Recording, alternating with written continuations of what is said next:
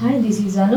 Today we discussed about hormones. Hormones లో కూడా మనం ఎస్పెషల్లీ మాట్లాడుకుంటే లేడీస్కి సంబంధించిన ఇష్యూ గురించి మాట్లాడుకుందాం అండ్ అందులో కూడా లేడీ హార్మోన్స్ గురించి మనం మాట్లాడుకుందాం. సో అదేంటి అంటే చాలా మంది మనం లేడీస్ని చూసుకుంటే మన లైఫ్ అంతా మనం కరెక్ట్గా లీడ్ చేయాలి అని అంటే మనకి బాడీలో కరెక్ట్గా ఉండవలసింది అండ్ హార్మోన్స్. సో ఆ హార్మోన్స్ అనేవి మనకి కరెక్ట్గా రిలీజ్ అవుతూ ఉంటే మనకి బాడీలో చూడడానికి ఎటువంటి హెల్త్ కాంప్లికేషన్స్ లేకుండా ఉంటాయి, మన బాడీ స్ట్రక్చర్ కరెక్ట్గా ఉంటుంది, మన హెయిర్ గ్రోత్ కరెక్ట్గా ఉంటుంది, మనకి పీరియడ్ రెగ్యులరైజ్ అవుతుంది, థైరాయిడ్ ఇష్యూస్ లేకుండా ఉంటుంది అండ్ మెనోపాజ్ మనకి కొంచెం లేట్గా వచ్చే ఛాన్స్ ఉంటుంది. సో ఇవి మెయిన్ రీజన్స్. సో వీటన్నిటికీ ఒక లీడర్ ఏంటి అని అంటే హార్మోన్స్. సో మనకి లేడీస్లో చూసుకుంటే ఈస్ట్రోజన్, ప్రొజెస్టెరాన్ అనే హార్మోన్స్ ఎక్కువగా రిలీజ్ అవుతూ ఉంటాయి.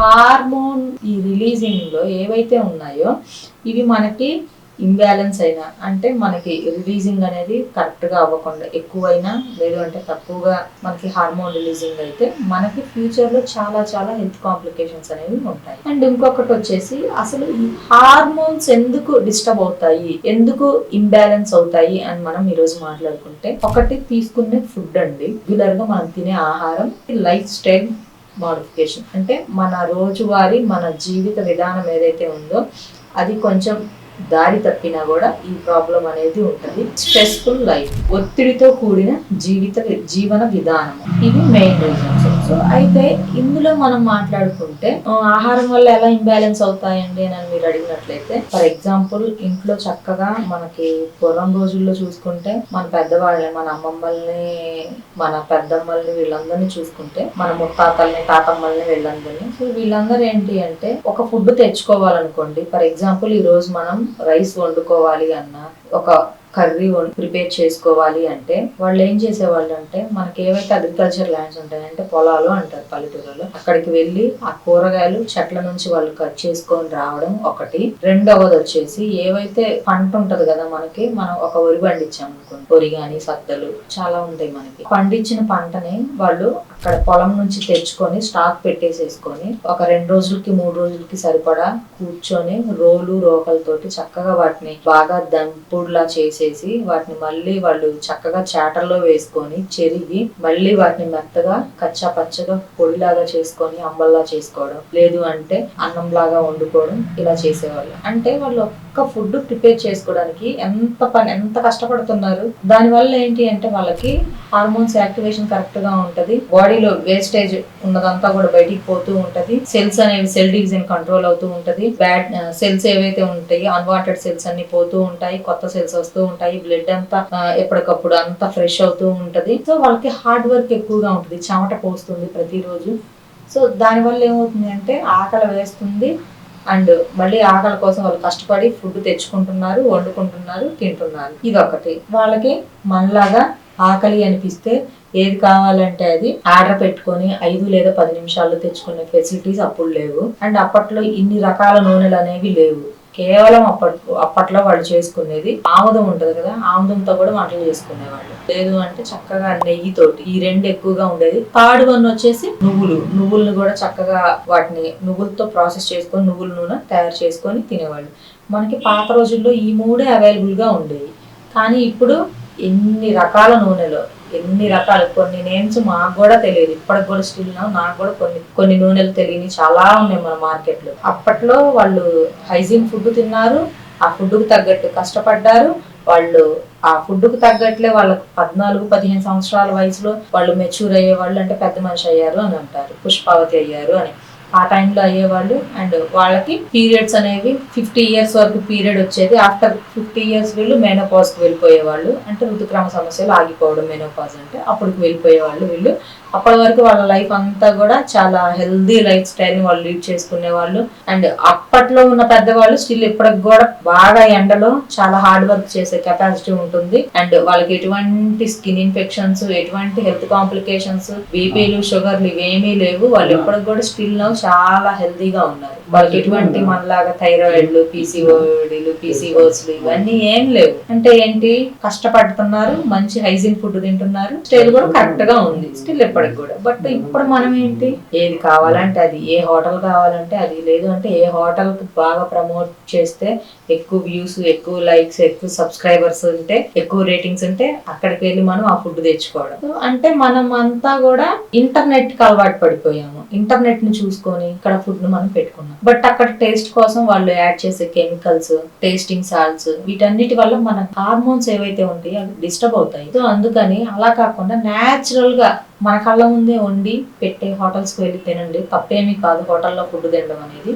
బట్ కాకపోతే ఎటువంటి కలపకుండా న్యాచురల్ గా వండుకోండి. వెరీ వెరీ టేస్ట్ గా ఉంటది. బట్ కాకపోతే అది మనం వండుకునే విధానంలో, బట్ వాళ్ళు యాడ్ చేసే కెమికల్స్ లో ఉంటది. ఇది తినే ఫుడ్ లో మనకి వచ్చే ప్రాబ్లమ్స్. సెకండ్ వన్ వచ్చేసి లైఫ్ స్టైల్. లైఫ్ స్టైల్ ఏంటి అని అనుకుంటారు. సో లైఫ్ స్టైల్ ఏంటి అని అంటే, ఒకటి మనము వెనకటి రోజుల్లో చూసుకుంటే ఏంటంటే, ఉదయాన్నే 5 గంటలకు లేచేసి చక్కగా ఎవరి పనులు వాళ్ళు చేసుకొని సాయంత్రం సూర్యుడు వెళ్ళిపోతాడు కదా. అంటే దీనికి ఇంకొక రీజన్ కూడా ఉందిలేండి. అప్పట్లో దీపాలతో కూడిన జీవిత విధానం. అప్పట్లో మన ఇప్పట్లాగా ఎలక్ట్రిసిటీ ఇదంతా లేదు.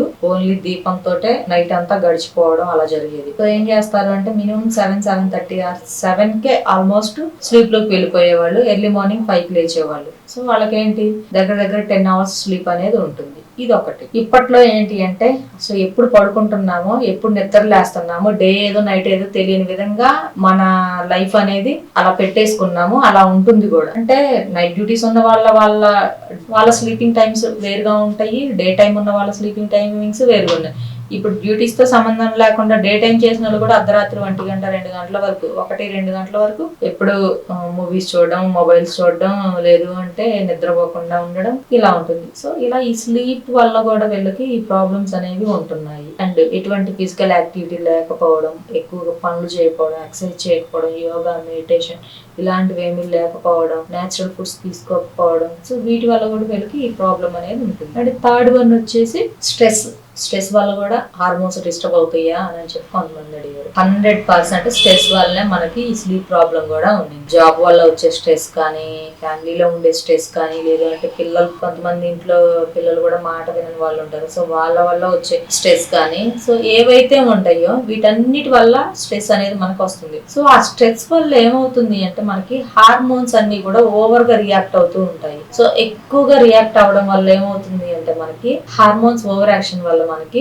పీసీఓడిస్, పీసీఓస్, థైరాయిడ్ ప్రాబ్లమ్స్ ఇలాంటివి వస్తూ ఉంటాయి. మైగ్రేన్, హెడేక్ రావడము, ఈ ప్రాబ్లమ్స్ అనేది ఎక్కువగా ఉంటాయి. పీరియడ్స్ అనేవి ఇర్రెగ్యులరైజ్ అవ్వడం, అండ్ హెయిర్ ఫాల్ అయిపోవడం, అండ్ హెవీగా స్ట్రెస్ కి వెళ్ళినప్పుడు మనకి హార్మోన్స్ ఎక్కువగా రిలీజ్ అవుతాయి. అంటే లేడీస్ గురించి మనం ఎక్కువగా మాట్లాడుకుంటే, లేడీస్ లో ఏంటంటే మనకి ఈస్ట్రోజన్, ప్రొజెస్టెరాన్స్ రిలీజ్ అవ్వాలి. బట్ మగవారిలో రిలీజ్ అయ్యే టెస్టోస్టెరాన్ కూడా మనకి ఆడవారిలో 10-20% వస్తూ ఉంటది. అయితే ఈ స్ట్రెస్ కి వెళ్ళినప్పుడు, ఈ ఓవర్ గా మనం ఎక్కువగా థింక్ చేసినప్పుడు, ఓవర్ గా రియాక్ట్ అయినప్పుడు ఈ 10-20% కన్నా ఎక్కువ టెస్టోస్టెరాన్ వస్తుంది మనకి. సో అప్పుడు హెవీ టెస్టోస్టెరాన్ వచ్చినప్పుడు ఏమవుతుంది, హెయిర్ ఫాల్ అవ్వకపోవడం, అంటే జుట్టు ఊడిపోవడం, అన్వాంటెడ్ హెయిర్ రావడం, అంటే అవాంఛిత రోమాలు, మీసాలు, గడ్డాలు లేడీస్ కి రావడం, ఈ ప్రాబ్లం అనేది కూడా దీని వలన, ఈ స్ట్రెస్ఫుల్ లైఫ్ వల్లనే వస్తుంది. సో అందుకని లేడీస్ కి ఎప్పుడైనా కూడా హార్మోన్స్ అనేవి చాలా చాలా విలువైనవి. వాటిని మనం ఎంత బాగా బ్యాలెన్స్ చేసుకుంటూ లైఫ్ ని మనం పీస్ఫుల్ గా లీడ్ చేస్తూ ఉంటే, సో అవి కూడా చాలా పీస్ఫుల్ గా రిలీజ్ అవుతాయి. మనకి కూడా ఎటువంటి హెల్త్ కాంప్లికేషన్స్ లేకుండా,